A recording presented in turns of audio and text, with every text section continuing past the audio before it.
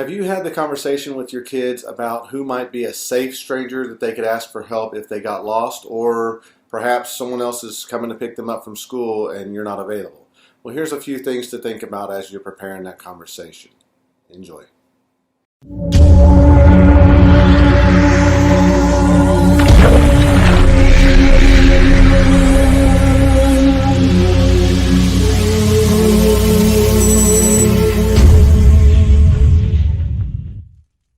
Hey folks, it's Jake with Ninja Fit. Just a quick conversation here. It's a good thing to kind of arm your kids, even the young ones, right? 5, 6, 3, 4, something around that age, with some simple skills, right? In our classes here, one of the life skill things we talk to the young ones about is who would be a safe stranger if they had to ask somebody for help, right? I'm not trying to tempt them to go and talk to strangers and stuff, but let's say, here's some of the instances we use when we're talking about it. Let's say your kid gets lost. Maybe it's in public, at a store, at the grocery store or something. You're so focused here and they don't turn the corner with you or something like that. And by the time they try to catch up with you, they look both ways. They don't know where you're at. They freeze for a second. They don't know who to ask for help, or if they can ask somebody for help. Or I use this other one too. They're on a field trip with their class at school at a zoo. And they're so busy staring at the monkeys or whatever that they forget that they don't see that their class moves on without them, and the teacher is trying to keep 20 kids or whatever in line, and misses seeing this one that's not with the rest of the group. So if they get lost or separated from you or from their class or something, who would be okay for them to talk to and ask for help? It's a good conversation to have with your kids if you haven't talked about it and made a plan, right? So I let them try to answer first to see what kind of things they can come up with off the top of their head.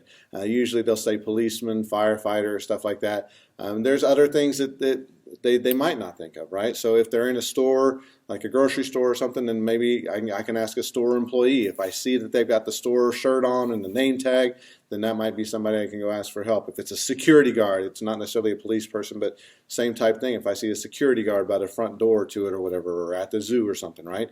So kind of have those questions and those conversations with your kids and start developing those plans, right? I don't ever want you to get lost. I always want you to pay attention to whoever you're with, whether it's me or your teacher or whatever. But if you ever do, let's think about who could be someone safe that you could ask for help, right? What about if they're out and about and it's at the zoo or something and they don't see another person with the label on the name tag or something? Well, would you be comfortable with them approaching another mom or dad with kids? Right, another parent that has kids with them, is that somebody you'd want them talking to? If so, what would you want them to do? Just to say, call my mom or your daddy, please. I need to get them on the phone or something. Would you want them to go somewhere? Say, can you take me to the front gate or something, to the office? Have those kind of conversations too. Those follow-up conversations. Okay, so if you talk to the stranger, what are you going to do? Does the kid even know your phone number to give that to a stranger? Right? If you want them to have them call you. So those are some questions to have. Then finally, I kind of think about, well, what if mom and dad aren't able to pick you up from school one day or whatever, and you don't ride home on the bus or something? Do you have, like some people have, a password, a safe word, a password or something that someone must have to know to be able to tell your kid, this is a watermelon or something. It's okay. Your mom and dad sent me to pick you up. Okay, but if they don't know watermelon, then I'm not getting in the car with you, right? So those kinds of things are good conversations to have. Start arming your kid with some simple skills, right? Just some simple safety. Doesn't always have to be, self-defense doesn't always have to be kicking, punching, biting, and yelling and screaming and stuff and get away from me. But a lot of it, like G.I. Joe used to say, right? Knowing's half the battle. So have a plan.